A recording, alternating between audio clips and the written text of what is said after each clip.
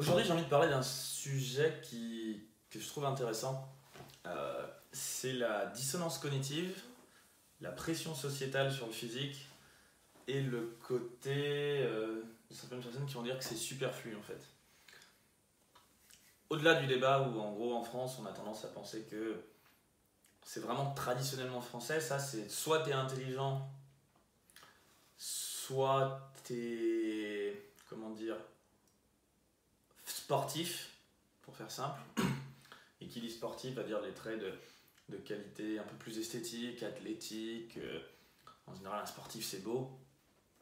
Du coup, on a un peu cette idée en tête. En gros, soit tu fais des études, soit tu fais du sport, quoi. Mais tu peux pas faire les deux en même temps. Franchement, en France, beaucoup de gens qui pensent encore de ce côté-là que quelqu'un d'intelligent ne devrait pas être musclé et quelqu'un de musclé est forcément con.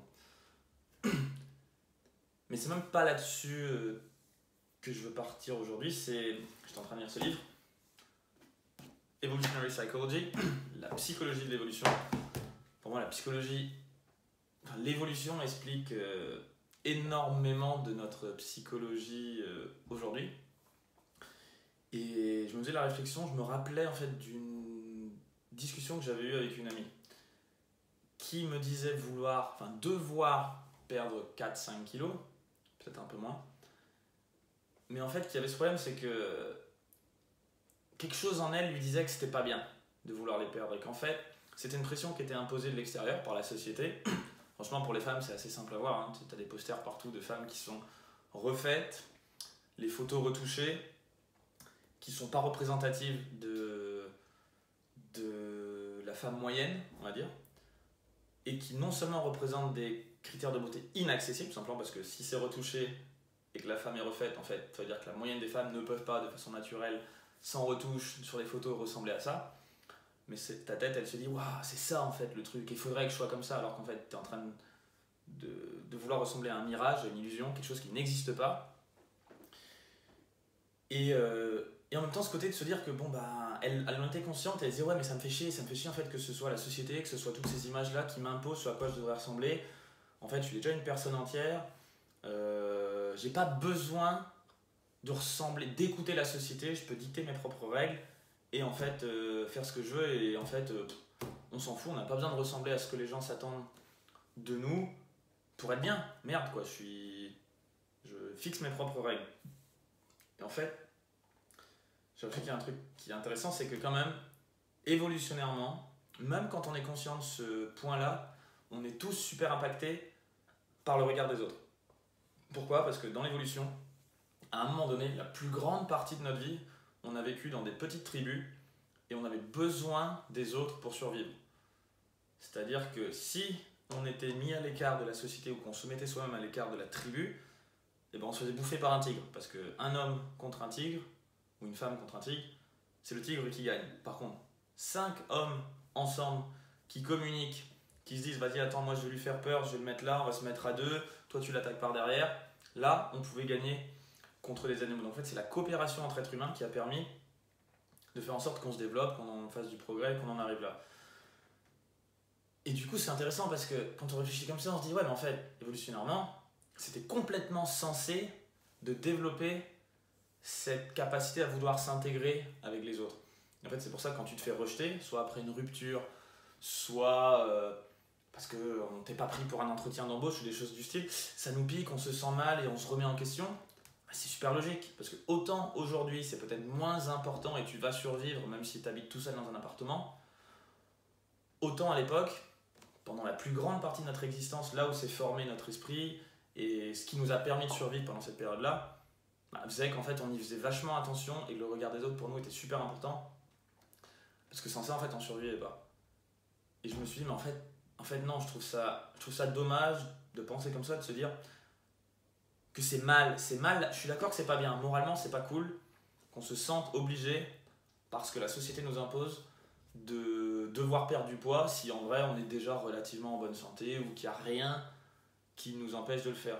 C'est souvent le regard des autres qui nous force à maigrir, mais en fait il faut savoir que c'est juste comme ça. On peut dire que c'est pas bien, mais le fait de considérer que quelque chose n'est pas moral ou n'est pas bien ne le rend pas moins réel.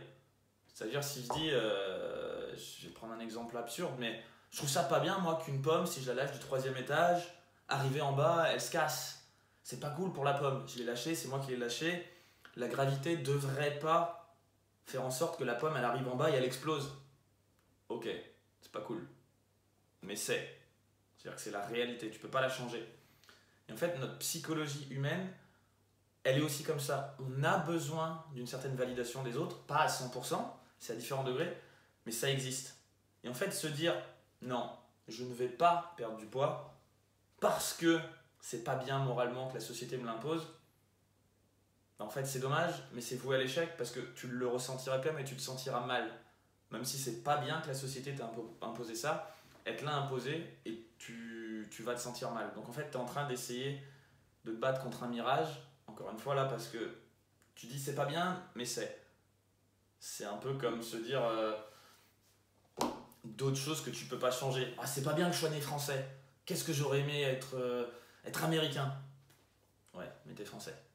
T'as quand même le choix de partir aux États-Unis, t'as le choix d'apprendre anglais si tu veux, mais t'es français, tu vois. Tu peux pas le changer.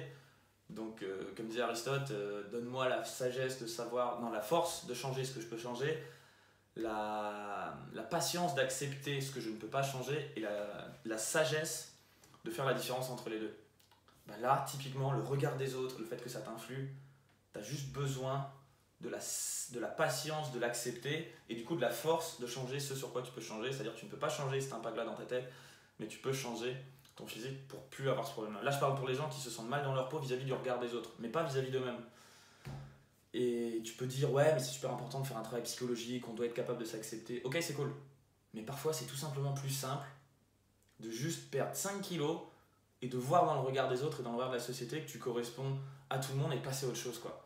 En fait, plutôt que de faire un travail de psychanalyse pendant 20 ans pour te dire, ouais, super, je suis devenu super fort, j'ai des kilos en trop, mais je m'assume et je suis vraiment heureux, et si c'est le cas, super bien.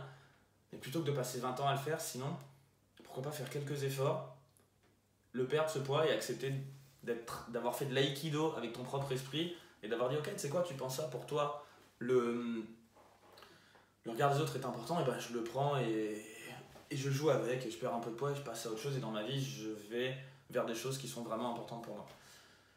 Et du coup, je vais dire que pour certaines personnes, pourquoi je dis aussi qu'il y a de la dissonance cognitive, la dissonance cognitive, c'est quand ta tête inconsciemment pense quelque chose mais que tes actions sont différentes.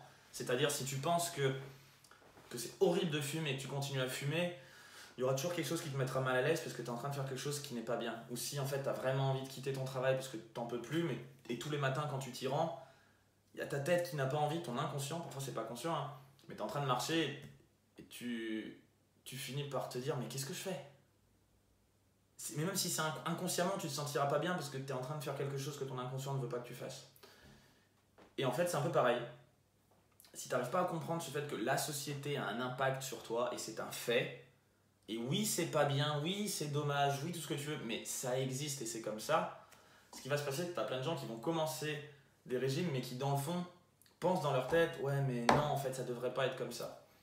Les gens devraient pas me juger parce que j'ai 10 kilos en trop. Putain, les gens te jugent parce que tu as 10 kilos en trop. Parce qu'évolutionnairement, c'est ce qu'on a toujours fait. Et, et oui, c'est pas bien, oui, tu peux te battre contre ça, et je suis d'accord que c'est bien, il y a un temps pour tout, mais c'est aussi pour toi, sache que parfois, faire la meilleure chose possible, pour toi, c'est juste d'accepter de jouer que t'es pas parfait, t'as pas la force mentale la plus puissante du monde, t'es pas un robot, t'es un être humain qui a des sentiments, et en fait, t'as le droit aussi de te faire quelque chose qui fait que tu vas vivre mieux, même si ce n'est que pour le regard des autres. Bon. J'espère que la vidéo était claire. Je sais que c'est pas un sujet facile, c'est un peu controversé. Et moi-même, je me rends compte en l'expliquant que c'est pas forcément simple de mettre des mots dessus. Mais j'ai vraiment eu cette discussion avec une amie et je me suis rendu compte qu'en fait, il y avait peut-être d'autres personnes qui ressentaient ça. Ce côté de ouais, mais c'est pas normal en fait. On est comme on est, on devrait s'accepter comme ça. Ouais, mais t'es aussi un être humain et c'est normal, de par ton passif, enfin notre passif d'évolution, d'avoir eu un moment besoin de l'aide, du fait de s'intégrer, de participer à un groupe, ces échanges sociaux, et que c'est quelque chose qui nous reste de notre évolution, qui fait qu'en fait si on sent qu'on n'est pas intégré, qu'on ne correspond pas à la norme, on peut se sentir mal, et tu as deux choix. Soit tu fais un très très long travail et tu dis non, c'est pas normal et je veux absolument que ça m'impacte plus, soit tu te rends compte que c'est quasiment peine perdue, et que si tu changes, le problème tu le mets de côté et tu peux travailler sur autre chose. Voilà. C'était la petite pensée philosophique et psychologique du jour. Si tu as aimé cette vidéo, N'oublie pas de t'abonner à la chaîne et ensuite de cliquer de mettre sur des petits pouces bleus aussi, ah ouais, des de pouces. liker les vidéos, Et puis le truc là, la petite cloche. la petite cloche, j'y arriverai jamais. Hein. Donc, like la vidéo, abonne-toi et Clique sur la cloche. Clique sur la cloche pour avoir les notifications. Et puis surtout participe à notre challenge de nutrition entièrement gratuit dans le lien dans la description.